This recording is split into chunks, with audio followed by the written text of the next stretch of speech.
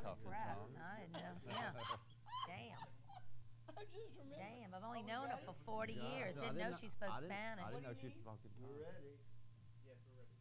Okay, your TV sets are not on.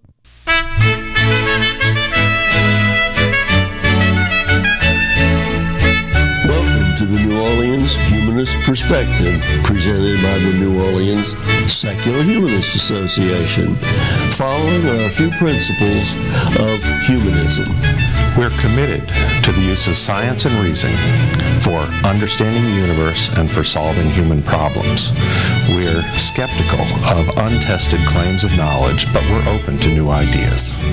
We are concerned with securing justice and fairness in society and in ending intolerance and discrimination.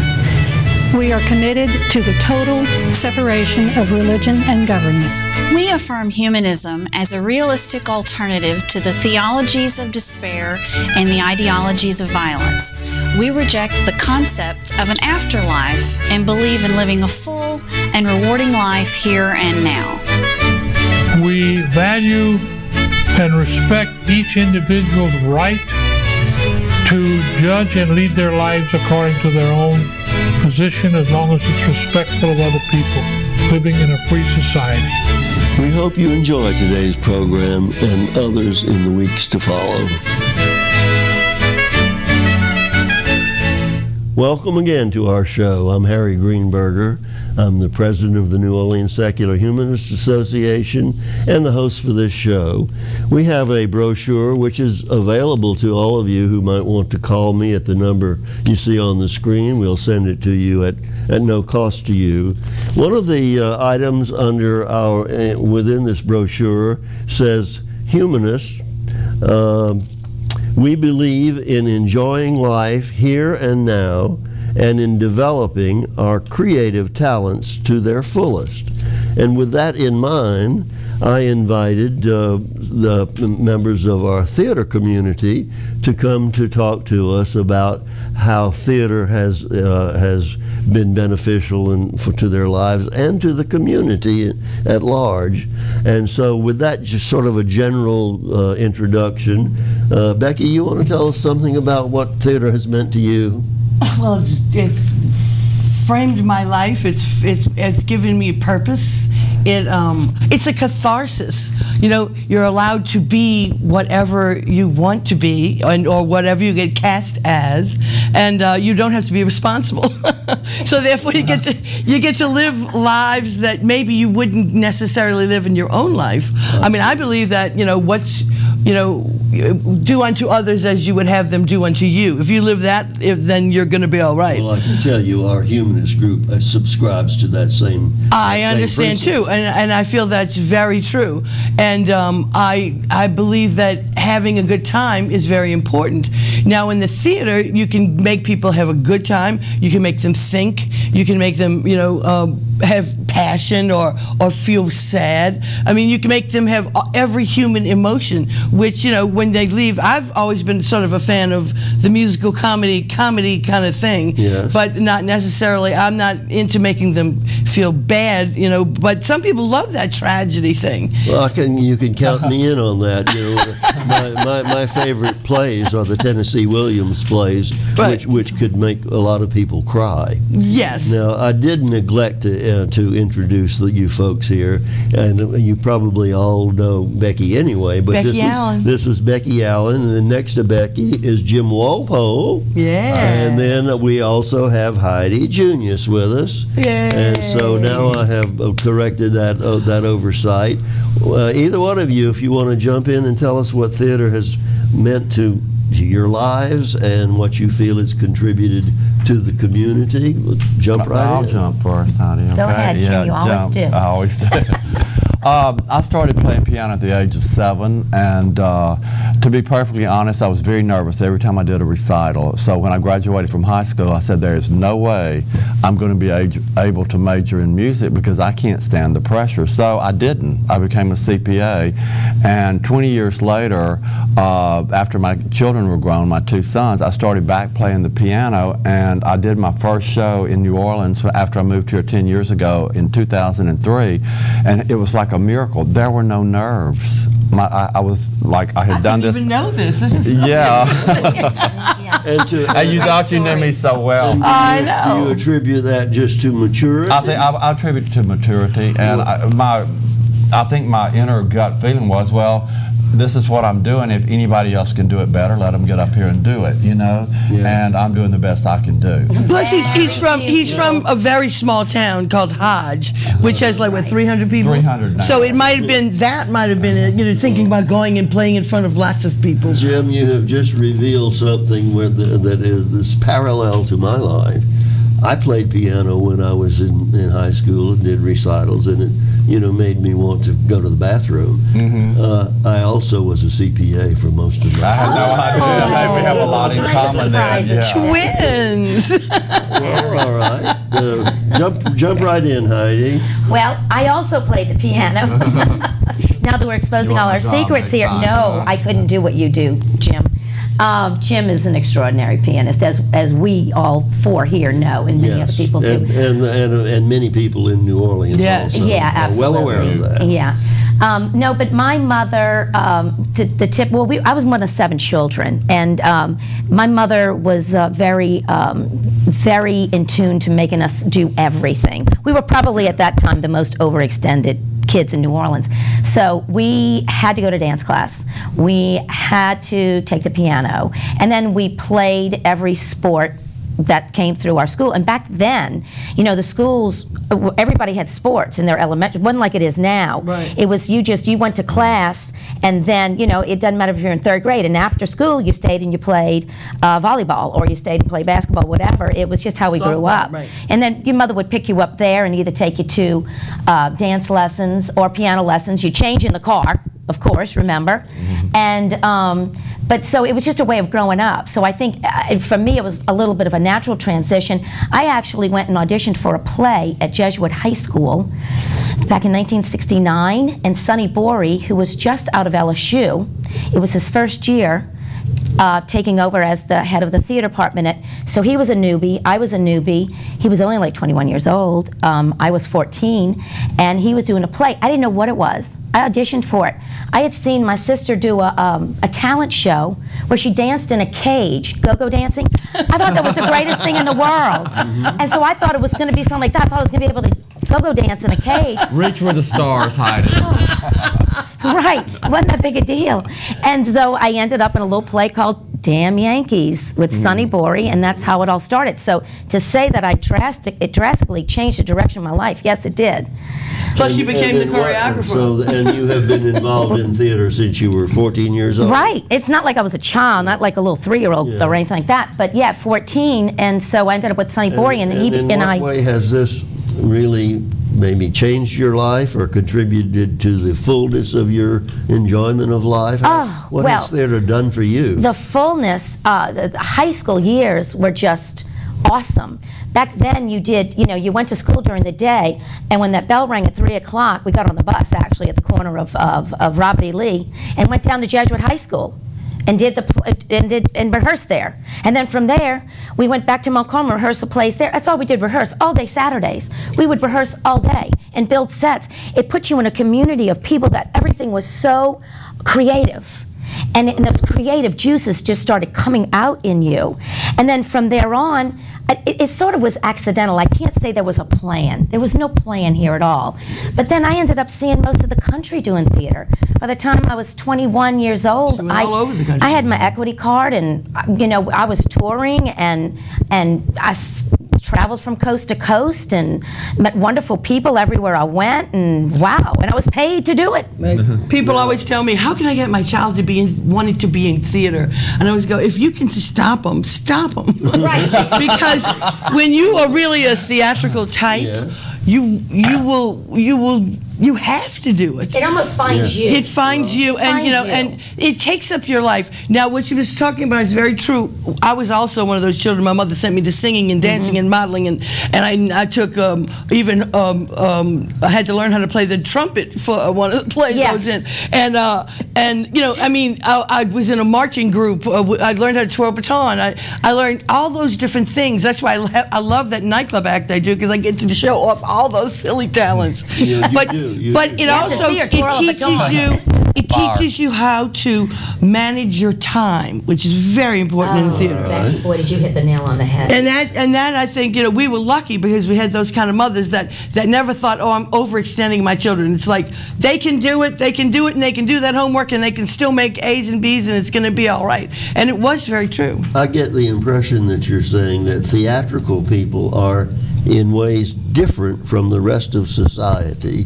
And of course, I think the general populace may think theatrical people may be a little on the flaky side. Are you different? Are you all different? No, I don't think so. I think it's anybody with a passion. Anybody with a passion, because that comes out of you. You take a child who's gonna want to play baseball, and they love it, and they love to do it, and they want to practice baseball all the time. They can excel, and I think it's something that could take them places, you know, or football or any sport. But I think it's maybe the word is the activity. I know what he's talking about, though, because they have people that think that we just sit around and eat bonbons, except when we perform. It's very hard work. Right, no. It's not easy. Like when we're all in rehearsal, it's like you can pull your hair out, but you wouldn't do it. It takes a lot of... It's intense. If they knew the amount of rehearsal time that goes into one little piece of performance, you know. Or even one song. People have no idea the amount of time. And no one would really give it up. They see the finished product. They don't see the hours and the weeks and the months. Right, they think you're just la-laing around and that you could get up and do that anytime. It takes a lot of rehearsal. And Jim doesn't just sit down and play this stuff. He I mean, when you call what does Jim, he do? He practices. Oh, I practice. Yes, I do. And he's always looking for new material. You're regimented. I think he has certain hours of the day. Yeah, I can play 4 or 5 hours a day. Yeah, it's Even very if I'm not regimented. working on a show. I find all musicians, especially pianists like Freddie Palmisano, Harry Marone, they're very, very orderly because you have to be, and you're always looking for new things to do. And pianists never are, you know, you think they're wild, crazy people that just do whatever they want. Yeah. They're usually more like a scientist, you know, because it's, you know, it's actually a language. You know, a completely different language is music. Well, I understand that. Now, when we talk about theater, and right now we're talking about performance theater. Yeah. But symphony, ballet, this is also theater, right? Absolutely. Of course, yeah. All performing arts. And these things all contribute greatly to the culture of wherever they are, in this case, the culture of New Orleans. And we have a great culture. That's the good thing. We have so much culture. We do. You know, and the writing and the thing. And an accompanist, a good accompanist, isn't just a pianist. They perform with you. It's like they're the undercurrent of your performance. They can feel when something goes wrong. They can fix when something goes wrong. They're actually performing with you. Of course. And so that is different than a person who just can play the piano while you eat dinner. Yes. That's different, completely. Well, now, as theatrical people, I know that you are frequently called upon to do things pro bono for various causes and for whatever. You do a lot of that, don't you? Mm-hmm. Oh, I certainly do. I enjoy pro bono charity work. Usually you pick something that really touches your heart, and you do that especially. But then, you know, I mean, they call you for the dogs, and they call you for the you know, the St. Michael's bells, Becky and they gets call you called forever. You know, they call you to make something because they're auctioning off, you know, and they want you to do something for them. So, you know, I try to do whatever I can. Well, my impression is that theater people are very generous with their time in they're that creative. respect. So, you know, a lot of people, you know, I get a lot of presents because people go, oh, here, take these earrings because I'll never wear them and you will. You know, it's like one time. I won't. Well, because they're usually about a foot long and nobody else can wear them. Are you saying that you do like jewelry? Oh, yes. I have to say, you have to tell Harry about the Madonna you made for me when I had my unfortunate bout with cancer. She not only loves jewelry, she makes extraordinary pins. And I do all sorts of things, but mostly with jewels and rhinestones and things. And I took a statue of the Virgin Mary, and I put things that shot out of her hair you know, like lights, but they were like Christmas, a part of Christmas decorations. Okay. And then I jeweled her up, and I gave, because he became a Catholic. He was a Baptist, and he became a Catholic. And it's like, it was, you know, who ever heard of such a thing? So I've never heard of a bejeweled Virgin Mary. You'll have to come over to my house and see one. She's on my kitchen counter yes, to this day. And you know, she is beautiful, and that color blue is gorgeous. So, you know, I believe in enhancing whatever. To me, that's enhancing. When I was little, my mother loved to beadwork and stuff like that. So when you'd open up a can, it wouldn't have cookies in it. It would have beads and sequins and rhinestones and things. I think going back to what you were saying, Harry, theater people are, maybe we are a little different. Maybe we'll have to admit that. But what's funny is, but what's, you know, thinking about Becky, because Becky's been giving me jewel things for, you know, almost 40 years. And Becky's so creative. Nobody knows that she has this other talent. It's other you know, it's like creative people are just creative. It comes out in different ways. Yeah. I have two younger sisters that are phenomenal on stage. My older sister, she was never introduced to it, never had the opportunity, but she's an artist actually. So who knows, you know, where that could have gone. You know, she could have been in theater maybe, who knows. Right. We definitely think our dad should have been in theater. But theater is wonderful when you do it and the audience is with you. Oh my God, there's nothing better. And tap dancing, when you're tap dancing in a group of people and you're all right on, I mean, it's like something clicks. It's like winning the lottery.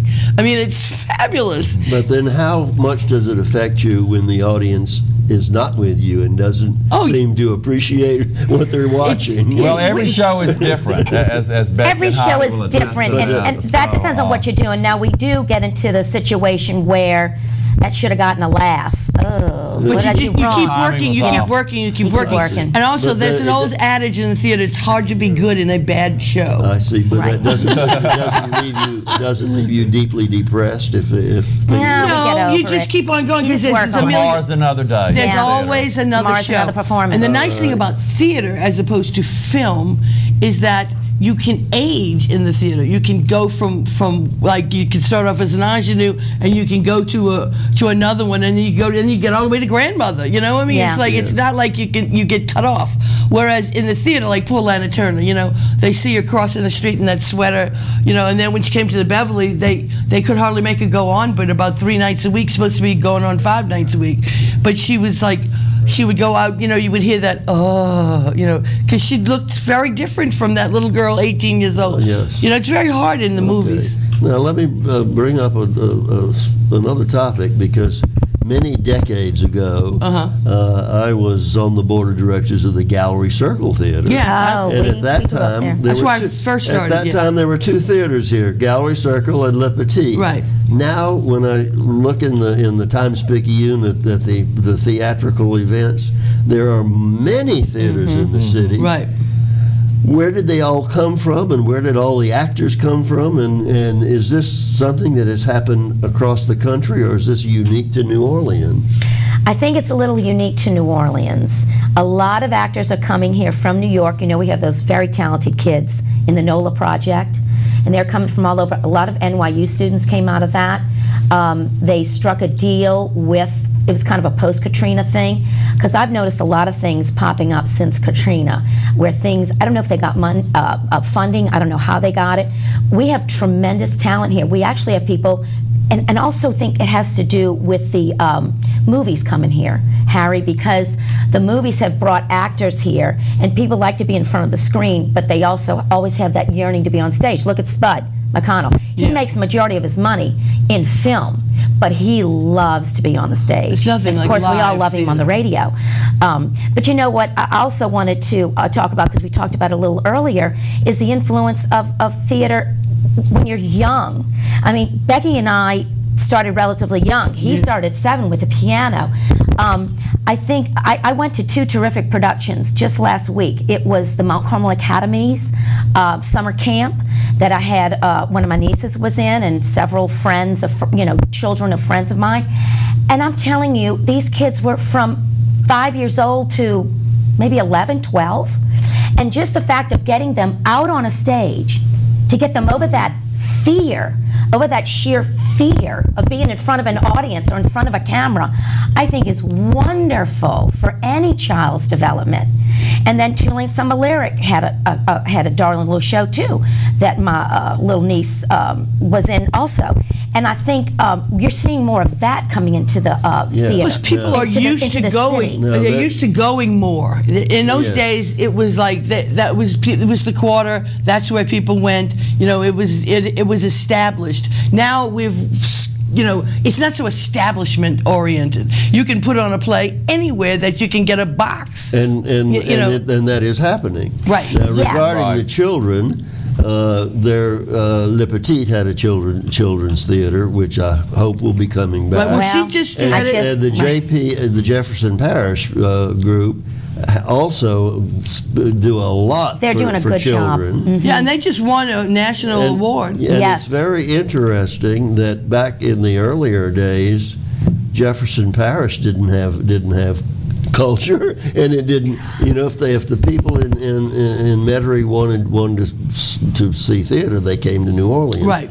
But they are developing rapidly and enormously there as well. Right. And when we're talking about New Orleans, we're talking about Greater New Orleans, which would, but that's. But wherever you do really good theater, people will come, because we did Three Penny Opera at the Always on St. Claude and Marigny. Yes. And let me tell you, those people that would never have gone there, you know. Well, let's talk about Lockport. Yeah. Becky's been going to she's got a rut in the road from going back and forth to Lockport. Yeah. And it's packed. Perry Martin, you know, he did that.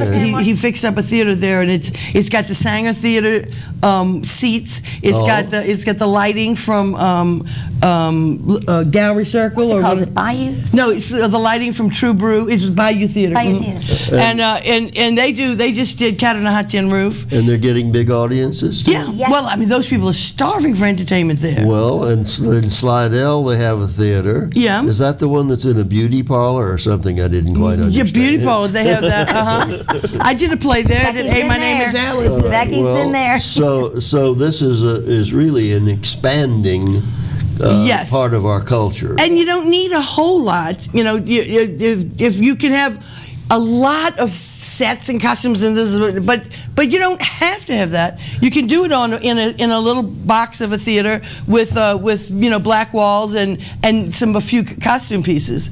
You can imagine it. Yes. That's the nice thing. Well, the theater it's all imagination. Right. But my feeling and understanding through the years is that theater can't pay for itself through the box office, that it takes other outside money. Is that generally the case? If you're going to have a big theater, it definitely needs other things. I think almost everything. I think, Harry, we're away from the days when I grew up in the 70s doing theater at Le Petit, where virtually nobody got paid. Nowadays, it's really impossible. For the price of gas, for the price of parking, yes. You can't expect these kids to go into debt. That's one thing Jefferson Parish Performing Arts is doing very well.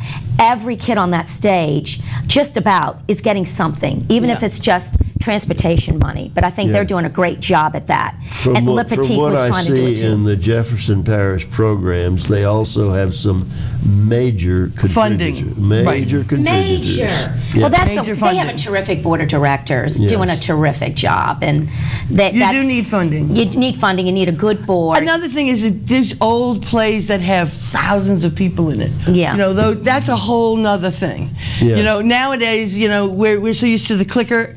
And if you do a big play like that, you have to have some people that you can count on. So you have to pay a few people in the play. Absolutely.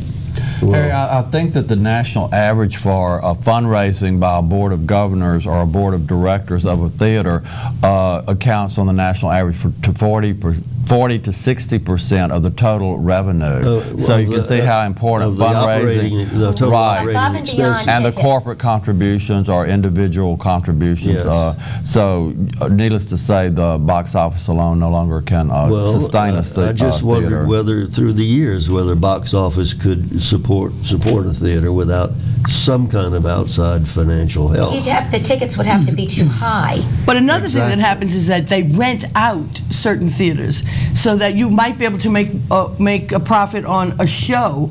So you could be a producer who rents out and then makes a profit, pays the people, and leaves, and then not rent that one out again for 6 months to 8 months. You know, they get something else, they rent it out. So they only rent it. Even you might rehearse in another space and then put it in there. So that way you might be able to do a minimal theater. I see. Well, but the small theaters that I see around the city now, how are they able to, you know, to cover their costs from ticket sales? Barely. Everybody's barely covering their cost. Everybody needs their angels. Everybody needs their fundraising people, which are typically their board. Now, some of the smaller groups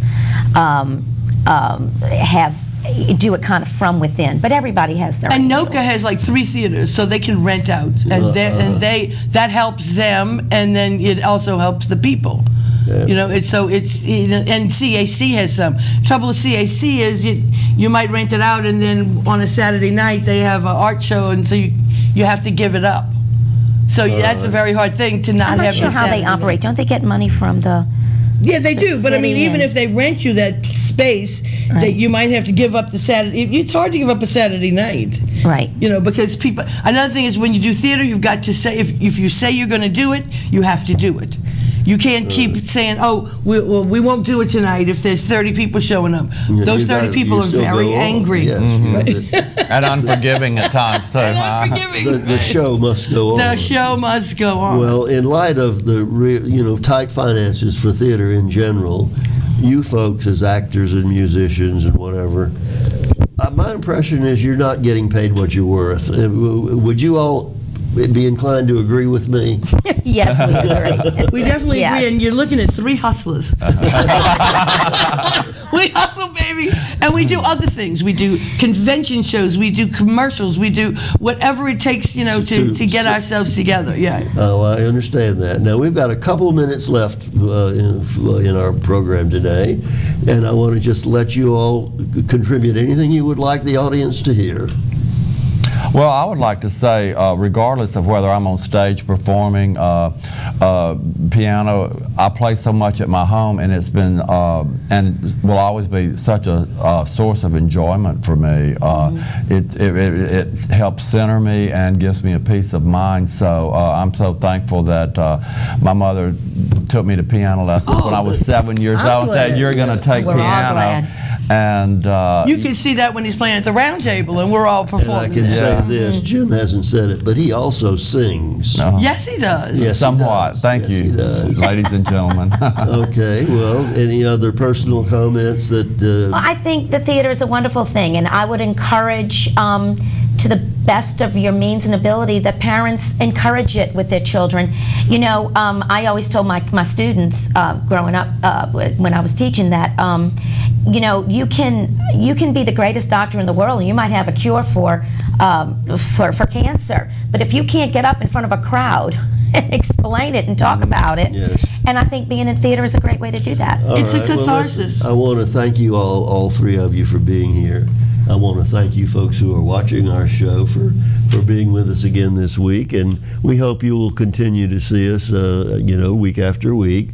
We try to cover many topics that are of interest to humanists, and since we, as I said earlier, that we believe in developing creative talents, that's why these folks were here with us today.